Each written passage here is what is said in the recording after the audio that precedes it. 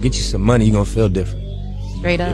You might even, all that other advice I could have gave you, this is the short version. You know, get you a couple dollars, man, you're gonna feel different. Next little Nip Hustle. Big shout out to SPI, Spotter Low. You know, I'm in the black box, had to come through, tap in, show love one time. Yeah, y'all make sure y'all subscribe. Stay tuned, all that. Well, I noticed Keefe D wish he would have never opened his mouth talking this Tupac shit.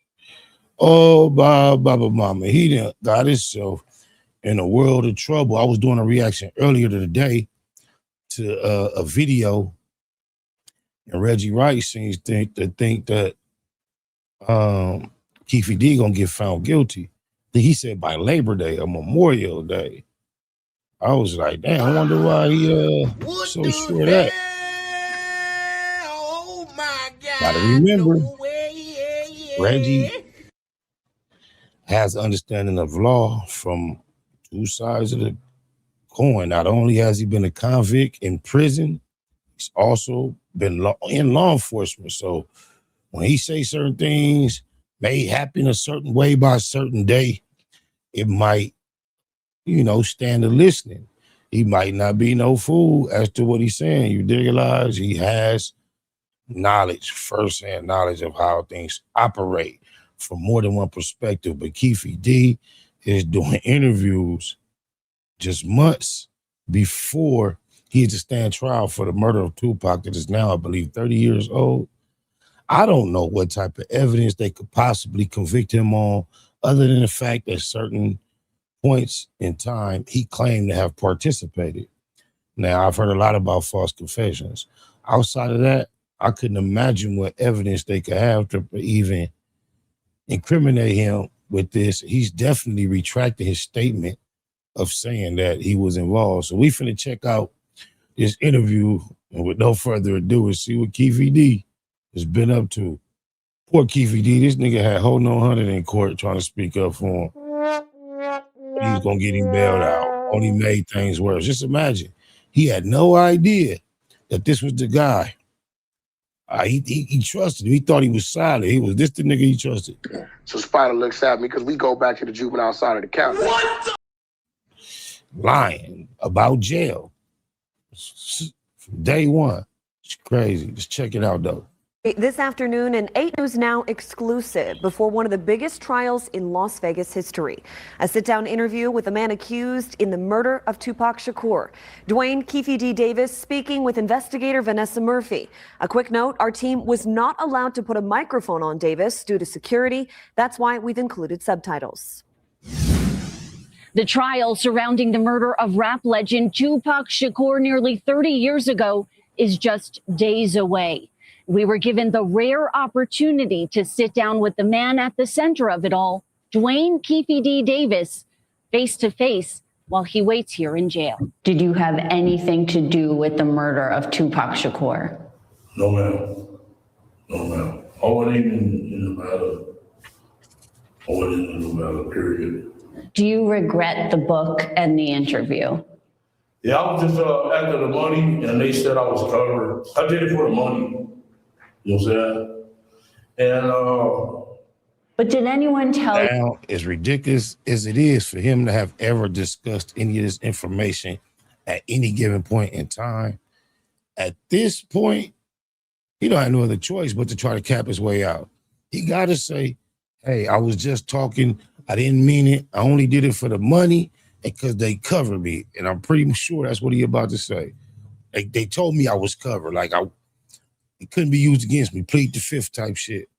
Maybe it's not a good idea to do that because they might arrest you after they hear you say that or read it in your book. Like, did anyone close to you say, not a good idea? That was the ghostwriters. I didn't write that book. You know, I don't know nothing about no Winston Churchill. That's a point. Listen to the way he speaks, his vocabulary, the way he articulates himself. I haven't read the book, but I can only imagine the book is written in a very professional fashion. So him blaming on the ghostwriters, that's a good point for him to raise in court. Frank Sinatra, just read the book. You know I didn't write that book. You know what I'm saying? And the black thing, The lady, she gave me $150,000. But then when I was watching the interview this week, and the way you sort of go through it by play, like then this happened, it's very believable. They wrote me a script to follow. My lawyer came with the script. It seemed like he was there with them the whole time. When you were talking in this interview about Tupac's murder, and when you were doing this book, were you considering maybe his family at all? No, I just did it for the money. You know what I'm saying? I was trying to feed my family. You know what I'm saying? And it's wrong. It's just wrong. I'm an innocent man. And they said, yeah, Crib. I haven't been around that stuff since like 89. I stopped that stuff, pulled up my pants. I'm not no leader, no Crips, or none of that stuff. That's wrong. They just try to. Imagine he got to say, I ain't no leader and no Crips. And Ho No 100 was in court, allegedly on his behalf, trying to get him bailed out, talking about and trying to include himself like it was cool getting stripes. He said former or used to be, but called both of them gang leaders. I was like, man, I know he ain't let this nigga go in and say that push. Oh my God damn, you guys to be smarter than that. Make that case look good or something. He's the leader of the Crips. He's way up there in the Crips. No, I'm not. You know what I'm saying?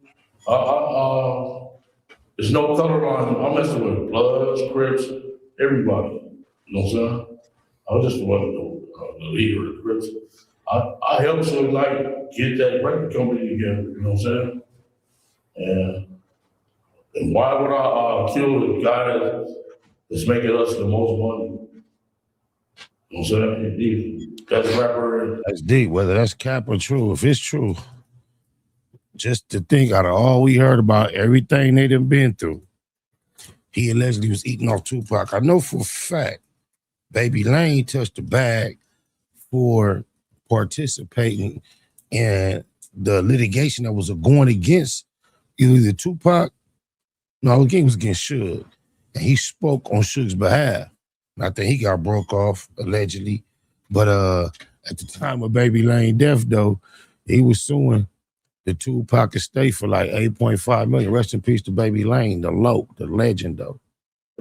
Back then, why would I kill our money like that? It don't make sense. Suge Knight will tell you that I didn't do it. So, has the DA's office offered you any plea deals, and would you consider a plea deal? I'm not going to take no plea deal because I didn't do nothing. Bullshit. They come with that nigga with time served, he taking it. Bet you. Oh, my mama. Anything time served, anything under 2-3 years, he taking it. Oh, blah. You better. Don't be no fool. You know what I'm saying? And I'm 63. I had a cancer battle. And I got 3 stents to my heart.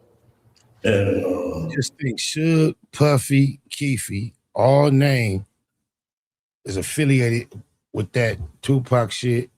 And they all 3 in prison 30 years later. That's crazy. The average American lives to like 74 years old. 10 years, I'm dead. So what I don't like taking. Damn, that's a deep reality to have to face. And you know he lived a life of a gangster, even though he did all this bullshit talking and telling at the end.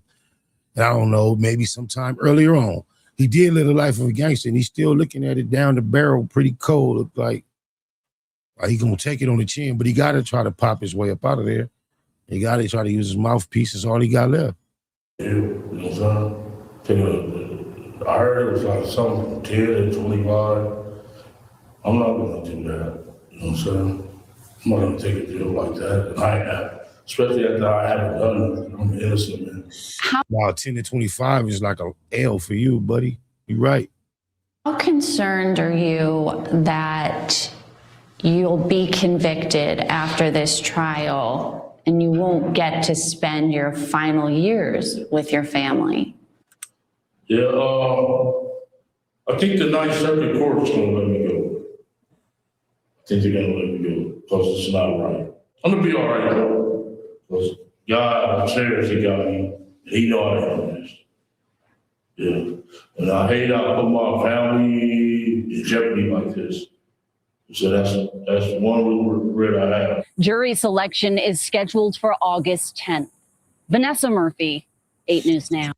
Yeah, I don't know if the interview is going to help. It's probably a little bit too late to try to speak up for yourself with the media.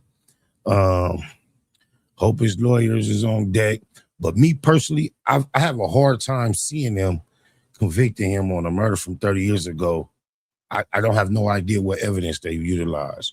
And murder is the most difficult conviction to come across because typically the victim is not there and they have absolutely no witnesses. I'm just clueless as to what evidence they will have. Oh my mama. Get you some money, you're gonna feel different. Straight up. You might even, all that other advice I could have gave you, this the short version.